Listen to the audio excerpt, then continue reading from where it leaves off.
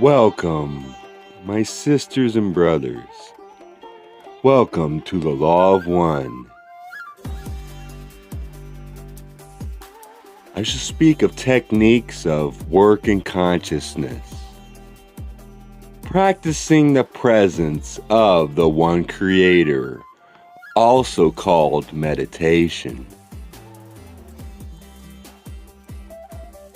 Allow yourself to feel the essence of your desire. What do you desire?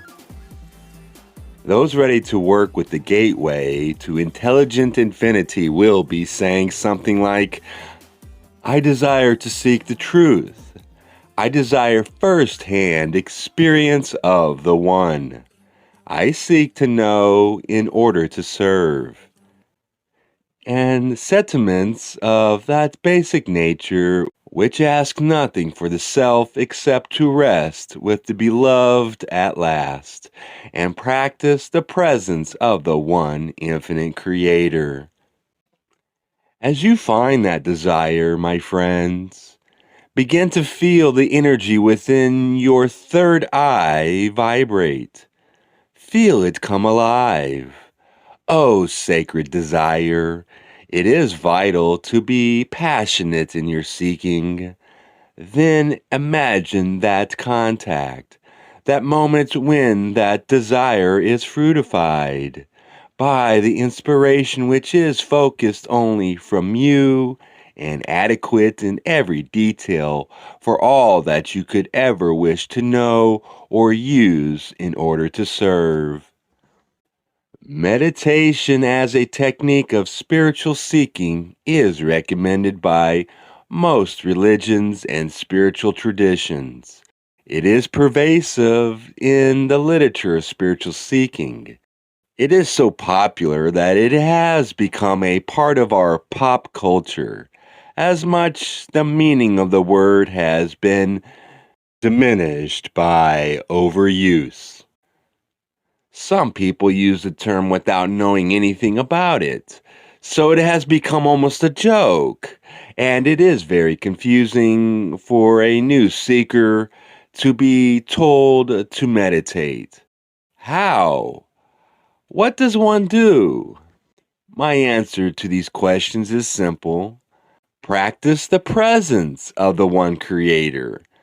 I think the phrase contains implicit guidance by pointing the seeker in a sound direction. In addition, the Confederation also speaks of practicing the presence of the One. To explain this practice, I'll draw from the lives of two men whose work have inspired me in my own spiritual work, Brother Lawrence and Brother Joel. Brother Lawrence was a 17th century Frenchman. He grew up poor and uneducated. He joined the army and fought in the 30 Years' War before receiving a revelation of God's power and becoming a lay brother in a Carmelite monastery in Lorraine. All his life he worked as a kitchen assistant and repaired the monks' shoes. His profound inner peace attracted students, and one of these, Joseph, collecting his sayings and letters after his death. Beaufort made them into a very short work called The Practice of the Presence of God. God only reveals himself to a humbled heart that is sincerely open to him, and a will that is surrendered to his will and ways. The only way God does this is through a relationship with us. Our Father reveals himself in all his love and truth through a private and continual conversation of mind, heart, and soul. This continual conversation of Brother Lawrence speaks to our deep minds and hearts. Our part of the conversation can be spoken out loud, thought mentally, or written down. The rest is our listening to the silence. Lawrence says, This is the way God shapes us into His image and likeness according to His unique plan for each of us. Joel Goldsmith was born a middle-class 20th century Jewish New Yorker. He received inner visions as a teenager which suggested that he study Jesus and become a Mason.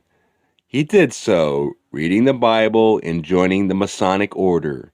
He excelled as a Mason, taking the 32nd degree at the age of 22. He also excelled as a student of Jesus. He became a Christian Science practitioner and had a healing practice for 15 years within that church. In 1947, he left Christian Science to found his mystical Christian system of seeking, which he called the Infinite Way. In one of Goldsmith's excellent books on meditation, Practicing the Presence, he said, Brother Lawrence called it practicing the presence of God. The Hebrews called it keeping the mind stayed on God and acknowledging God in all ways. Jesus called it abiding in the Word. It is a practice that ultimately leads to a complete reliance on the infinite invisible, which in its turn brings the invisible into our awareness as we have need of it. How do we seekers set about meditating? Firstly, we prepare ourselves to access the gateway by checking to be sure our hearts are open and our energy is flowing well. We get physically comfortable. We calm down until we are centered and silent within. Then we set our intention and focus our desire and will upon opening that gateway and clicking on the menu of selections which become available once we have opened the gateway. We choose practicing the presence from that menu. We begin our session by expressing our intention mentally once again. The QO group suggests a sentence such as, I desire to know the truth, or I want to experience you firsthand, Creator. I find the sentences, I am a human being, help me to become, helpful very also. By expressing our intention very clearly, we are opening the channel through which this continual conversation can take place. Then we become silent and remain silent for the period of the meditation. That is the gist of practicing the presence of the one Creator. There are many ways to keep our minds receptive, listening, and quiet. Transcendental meditations repeat a mantra or phrase which their teacher has given them over and over. The meditator is told to meditate about 20 minutes twice a day. In another style of meditating, an ancient Buddhist technique called Vipassana Meditation, the meditator focuses his eyes on a candle and simply watches the candle flame flicker and curl. If we practice this type of meditation, we allow our thoughts to arise and then fall away without becoming attached to them or following them. Instead of trying to quiet the surface mind, we let it go on and gradually learn the laws of how our minds and bodies interact to produce suffering or peace, while continuing to focus our attention on the flame. Vipassana meditators often sit for longer than 20 minutes, sometimes for hours. Many meditators follow no practice, but simply choose to follow their breath, in and out, in and out. continuing their breaths. Or they may choose to visualize their breaths as white light, flowing into the body on the inhalation and then flowing out on exhalation. Confederation member Hatan says, meditation is an attempt to contact your original identity, the consciousness of the all. This consciousness is a much different reality, a reality transcendent to that of the illusion. The Confederation suggests that we think of meditation as rebooting our connection with the deeper portion of our being. For all is one, and the Creator we are calling down into our energy bodies and our lives is our ultimate consciousness and nature. It is hard to understand meditation from an intellectual point of view. This conversation or contact with our original identity is done in silence. Except for expressing our intention, we do not use words. The Creator rarely uses words. The conversation is silent. And yet, suggests Brother Lawrence, the wisdom gained in this silent communication will set us on the right track. Practicing the presence of the Creator is perhaps the most passive of all the choices on the menu which opens when we access the gateway. We are calling for our beloved Creator's presence, consciousness, and essence to come through our gateway, through our violet ray, and into our indigo ray. The most common question about meditation is, how can it possibly work? I can never completely clear my mind.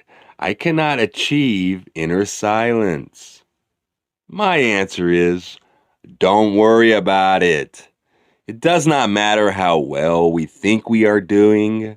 The purity and intensity of our desire and intention to practice the presence of the Creator is all that matters.